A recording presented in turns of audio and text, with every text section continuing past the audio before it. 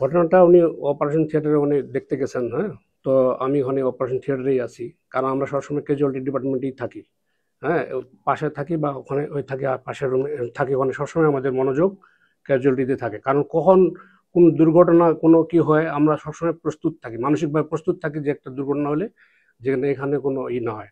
গত 16/8/2023 থেকে আমি আছি, এই পর্যন্ত কোনো দুর্ঘটনা বা কোনো কিছু কেউ কারো মিসবিহেভ করছে বা ক্যাজুয়ালিটিতে ভাঙচুর হয়েছে বা কোনো কিছু এরকম হয়নি। আমি খুব সুষ্ঠুভাবেই পরিচালনা করতেছি। আমাদের পরিচালক স্যার এবং আমাদের মানে সহকারী পরিচালক স্যার এবং ডেপুটি ডিরেক্টর স্যার এনাদের মানে তত্ত্বাবধানে আমরা খুব সুন্দরভাবেই চালাচ্ছি।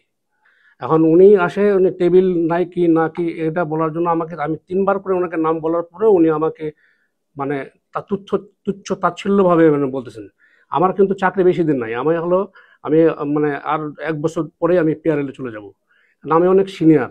2013-তে আমি এমএস করছি, আমাকে 2025-এ অ্যাসিস্ট্যান্ট প্রফেসর বানাইলো। আমি জেনারেল সার্জারিতে যদি এমএস করা থাকে, এখন আমি জেনারেল সার্জারিতে অপারেশন থিয়েটারে আমি মানে ভিতরে হাসপাতালের ভিতরে কোনো অপারেশন করার এখন আমার সৌভাগ্য হয়নি বা দুর্ভাগ্য হয়নি, যেটাই হোক। আমাদের যে এই যে আমার প্রেক্ষাপট, এটার জন্য দায়ী আমি মনে করি যে কর্তৃপক্ষের অবহেলা, মানে আমাদের এরকম করে আরো ম্যান পাওয়ার আছে যেগুলো আমরা কাজে লাগাতে ব্যর্থ, যে আমাদের সঠিক লোককে সঠিক জায়গায় কাজে আমরা দিতে পারি না। আমার গাইনি ডিপার্টমেন্টের ডাক্তার এখানে, আবার জেনারেল এখানে আছে, তার উচিত গাইনি ডিপার্টমেন্টে কাজ করা।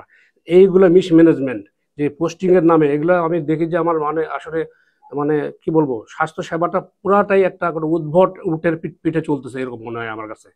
হ্যাঁ, যে আমি হেলথ সাব সেন্টার থেকে এ পর্যন্ত উঠে আসছি, সাব সেন্টারে দেখি যে কোনো ওষুধপত্র চুরি হয়ে যায়। টিএইচএ সিভিল সার্জন থেকে এরা ঠিকমতো দায়িত্ব পালন করে না, যে কোনো কাজ করতে গেলে পয়সা দিতে হয়, সব জায়গায় দুর্নীতি। এইসব চিন্তা ভাবনা করে আমার চিন্তা করতে আমার আসলে কাজ করার আর মানসিকতাই নাই। আমি সাসপেনশন চাই, আমি সাসপেন্ড করতে, আমি সরকারি চাকরি করতে চাই না। আর আমার মানে এদের মানে চালানোর মতো মন মানসিকতা নাই। এই মানে স্বাস্থ্য সেবাটা পুরোটাই একটা উদ্ভট ইয়াতে চলতেছে। আর স্বাস্থ্য যারা রাজনীতি করে, পলিটিক্স করে, তারাও এই পলিটিক্সের সময় আসে খোঁজ খোঁজ নেয়, তারপরে আর কোনো আলোচনা হয় না, এইসব নিয়ে ইয়ে হয় না। আর গবেষণা এই দেশে সঠিকভাবে হয় না, ওটা ফলস, একটা নীলক্ষেতের জায়গায়, নীলক্ষেতে ওখানে সবাই রিসার্চ পেপার জমা দেয়, জমা দিয়ে এগুলো করে, সত্যিকারের কোনো রিসার্চই হয় না, সম্পূর্ণটাই একটা ভ্রান্তির মধ্যে চলতেছে স্বাস্থ্যসেবা। এই জন্য আমি এগুলো খুব খুব ত্যক্ত বিরক্ত। এবং এই লোকের ব্যবহার আরো আরো আমি গুরুজনের মতো মনে করছিলাম যে আমাদেরকে গাইডলাইন দিবে, উনি আসে বলে যে এটা কি সেটা কি, এই মানে টুল কেন নাই নাই, এটা ব্যাপার। উনি বলছে আপনার কি কি দরকার, উনি যদি বলতো তাহলে আমি বলতাম যে স্যার আমাদের এরকম আরো এরকম দরকার, এরকম এরকম সমস্যা হলে আমরা আরো আপগ্রেডেড ভাবে কাজটা করতে পারি।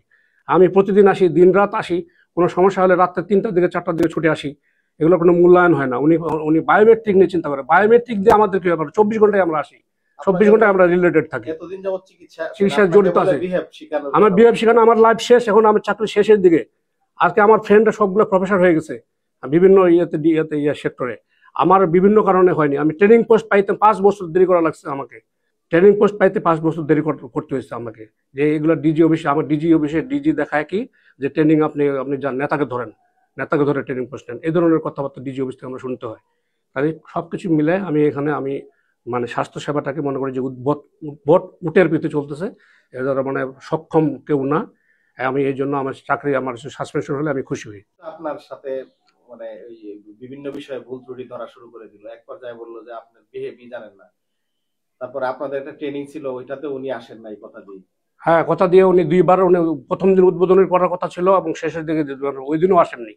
উনি আসেননি এবং হলো যে এখন আসে যে উনি একজন, উনি শিক্ষিত এবং প্রফেসর মানুষ, ওনার ব্যবহার হবে গাইডলাইন দেওয়ার মতো।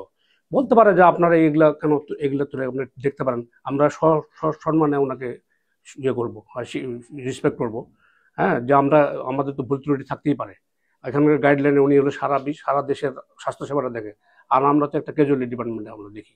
তারপরে আমাদের কি কি সমস্যা হলো তো উনি জিজ্ঞাসা না করে ডাইরেক্ট উনি ওইটা বললো। উনি টেবিলটা আজকে হলো যে কাছে বোধ হয় কত কত আগে থেকে আছে, আমার আসার আগে থেকে টেবিল ওখানে আছে। ডিরেক্টর স্যার প্রতিদিন আসেন, দেখেন, দেখে যে ওখানে টেবিলটা অনেক ওরা অনেক মনে করেন না যে ওটা অনেক সময়, কারণ আমাদের ইন্টারনি ডাক্তাররা অনেক অনেক লিখতে হয়, কি লিখতে হয়, আমাদের ছোট পরিসরে একটা অপারেশন থিয়েটার।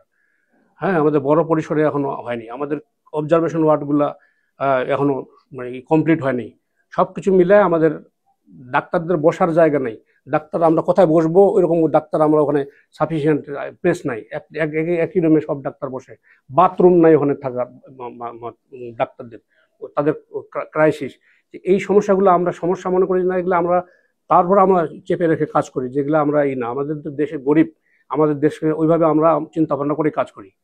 হ্যাঁ, সুতরাং এটা আমি মনে করি না যে আমরা কোনো লোকজনের সাথে খারাপ ব্যবহার করি। লোকজনের সাথে যদি খারাপ ব্যবহার করি, আমি চিকিৎসা জীবনের শেষ পর্যায়ে আসছি, এ পর্যন্ত কেউ কোনো বলতে পারবে না যে কোনো জনগণ যে আমি কোনো রোগীর সাথে খারাপ ব্যবহার করছি। আমি ছোট হইতে বড় হইতে সবাইকে তার প্রাপ্য সম্মানটা দিয়েই আমি চিকিৎসা শুরু করি, সালাম দিয়েই আমি